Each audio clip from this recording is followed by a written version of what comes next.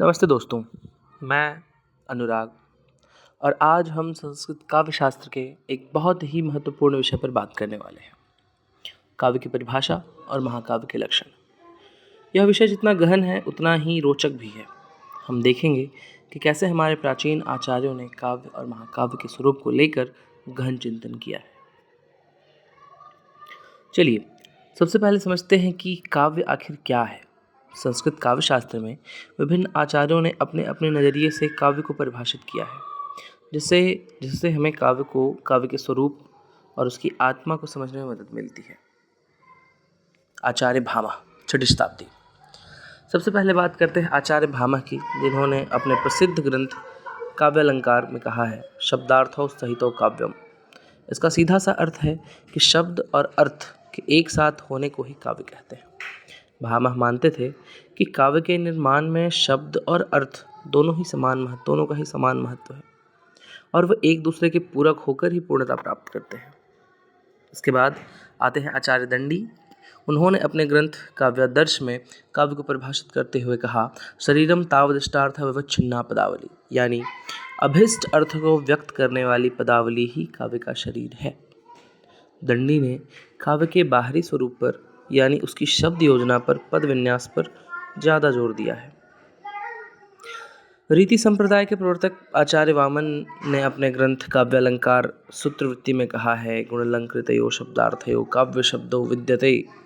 इसका अर्थ है कि गुण और अलंकार से युक्त शब्दार्थ ही काव्य कहलाता है। वामन ने गुणों और अलंकारों को काव्य की शोभा का अनिवार्य तत्व माना है और उनके लिए काव्य की आत्मा रीति थी। अब बात करते हैं आचार्य मम्मट की, जिनकी काव्य प्रकाश में दी गई परिभाषा सबसे ज़्यादा प्रसिद्ध है।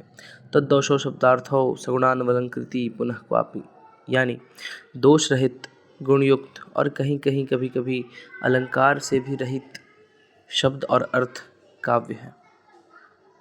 मम्मट की ये परिभाषा बहुत व्यापक मानी जाती है, क्योंकि वे मानते हैं कि काव्य में अलंकार का होना जरूरी नहीं है, लेकिन दोष रहितता और गुण का होना बेहद आवश्यक है। आचार्य विश्वनाथ ने अपने साहित्य दर्पण में काव्य की आत्मा रस को माना है। उन्होंने परिभाषा दी है, वाक्यम रसात्मकम काव्यम। इसका सीधा मतलब है कि रसयुक्त वाक्य ही काव्य है। विश्वनाथ के अनुसार काव्य का मुख्य उद्देश्य पाठक या श्रोता के हृदय में रस की उत्पत्ति करना है, इसलिए उन्होंने रस को काव्य की आत्मा कहा है। आचार्य पंडिताज जगन्नाथ, 17वीं शताब्दी। अंत में पंडिताज जगन्नाथ ने अपने ग्रंथ रसगंगाधर में काव्य की परिभाषा दी, रमणीयार्थ प्रतिपादकः शब्दः काव्यम, यानी कि रमणीय अर्थ का प्रतिपादन करने वाला शब्द ही काव्य है। यहाँ रमणीय का मतलब ऐसे अर्थ से है जो मन को प्रसन्न करे, आह्लादकारी हो। जगन्नाथ ने काव्यत्व को शब्द में निहित माना है। इन सभी परिभाषाओं से हमें यह स्पष्ट होता है कि संस्कृत आचार्यों ने काव्य की स्वरूप, उसकी आत्मा जैसे रस, ध्वनि और उसके बाहरी तत्वों शब्दार्थ, गुण, अलंकार को लेकर कितनी गहराई से चिंतन किया है। हर आचार्य ने अपने समय में और संप्रदाय के अनुसार काव्य के अलग अलग पहलुओं पर जोर दिया, जिससे काव्य शास्त्र का एक समृद्ध विकास हुआ। अब हम बात करते हैं महाकाव्य की, जो भारतीय साहित्य की एक बहुत ही महत्वपूर्ण विधा है। संस्कृत काव्यशास्त्र में इसे विस्तार से परिभाषित किया गया है। आमतौर पर महाकाव्य एक ऐसा विस्तृत काव्य होता है जिसमें किसी महान नायक के जीवन, उसकी सफलताओं, आदर्शों और उस युग की परिस्थितियों का पूरा वर्णन होता है।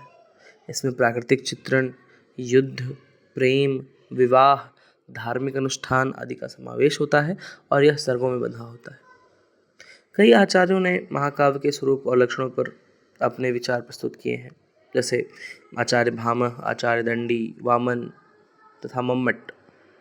परंतु जो सर्वोपरि जिस परिभाषा को सब लोग मानते हैं वो साहित्य दर्पण की है, आचार्य विश्वनाथ। हम आचार्य विश्वनाथ की बात करेंगे, जिन्होंने अपने ग्रंथ साहित्य दर्पण में महाकाव्य के लक्षणों का सबसे व्यवस्थित और विस्तृत वर्णन किया है। उनकी परिभाषा सबसे ज़्यादा मान्य और विस्तृत मानी जाती है। 10-12 पंक्तियाँ दी हैं, सर्गबंधो महाकाव्यम तत्रैको नायको सुरः करके, जो कि महाकाव्य की परिभाषा को दर्शाता है। मैं उसका अर्थ समझाता हूँ। सर्गबंधत्वम, महाकाव्यों को स्वर्ग में विभक्त होना चाहिए। हर सर्ग का अपना एक खास विषय होता है, लेकिन वे आपस में जुड़े रहते हैं, एक बड़ी कहानी का हिस्सा होते हैं। एक नायकत्वम, इसमें एक महान और उदात्त नायक होना चाहिए। यह नायक कोई देवता हो या किसी अच्छे वंश का क्षत्रिय हो सकता है, जो धीरोदात्त गुणों से युक्त हो। कभी कभी एक ही वंश के कई राजा या कुल में जन्मे कई नायक भी हो सकते हैं। कहानी एक ही केंद्रीय नायक के इर्द गिर्द घूमती है। रस प्रधानता, महाकाव्य में श्रृंगार, वीर या शांत, इन तीनों रसों में से किसी एक की प्रधानता होनी चाहिए। इसका मतलब है कि मुख्य रूप से इन्हीं में से कोई एक रस पूरी रचना पर हावी होता है। अंग रस और नाटक संधियां, भले ही एक रस प्रधान हो, लेकिन बाकी सभी रस जैसे हास्य, करुण, रौद्र, भयानक, विभत्स, अद्भुत भी इसमें सहायक रूप से मौजूद होने चाहिए। साथ ही नाटकीय संधियां से प्रतिमुख, गर्भ, विमर्श, निर्वहन भी यथास्थान होनी चाहिए, जो कथा को आगे बढ़ाती है। वृत्त यानी कथा वस्तु, इतिहासोद्भवम वृत्त मन्यद वा सज्जनाश्रयम, महाकाव्य की कथा वस्तु इतिहास पर आधारित हो सकती है, या फिर यह सज्जनों के आश्रय वाली कोई अन्य कल्पना पर आधारित पुरानी कहानी हो सकती है। पुरुषार्थ तुष्टय, चत्वारस्तस्य वर्गा सुस्त्वेकम च फलम लभेत, नायक को किसी महान फल यानी धर्म, अर्थ, काम या मोक्ष, इन चार पुरुषार्थों में से किसी एक या अधिक की प्राप्ति होनी चाहिए। प्रारंभिक मंगलाचरण, नमस्क्रिया आशीर्वाद वस्तु निर्देश एवं, महाकाव्य के आरंभ में या तो ईश्वर को नमस्कार किया जाना चाहिए, या तो आशीर्वाद दिया जाना चाहिए, या फिर कथा वस्तु का सीधा निर्देश होना चाहिए। सज्जन प्रशंसा और दुर्जन की निंदा, क्वचि निंदा खलादी नाम सताम च गुण कीर्तनम, इसमें कहीं कहीं दुष्टों की निंदा और सज्जन पुरुषों के गुणों का वर्णन भी होना चाहिए। सर्गों की छंद योजना और लंबाई, एक वृत्तमय पद्येरवसानने, सर्गों की छंद योजना और लंबाई, प्रत्येक सर्ग में मुख्यतः एक ही प्रकार के छंदों का प्रयोग होना चाहिए और सर्ग के अंत में किसी अन्य छंद का प्रयोग किया जा सकता है। सर्ग न तो बहुत अधिक छोटा होना चाहिए, न बहुत लंबा। और हाँ, महाकाव्य में 8 या उससे अधिक सर्ग होने चाहिए। नामकरण, महाकाव्य का नाम तो कवि के नाम पर या कथा वस्तु के नाम पर या नायक के नाम पर या फिर किसी प्रमुख रस के नाम पर हो सकता है, और प्रत्येक सर्ग का नाम उस सर्ग की मुख्य कथा वस्तु के आधार पर रखा जाता है।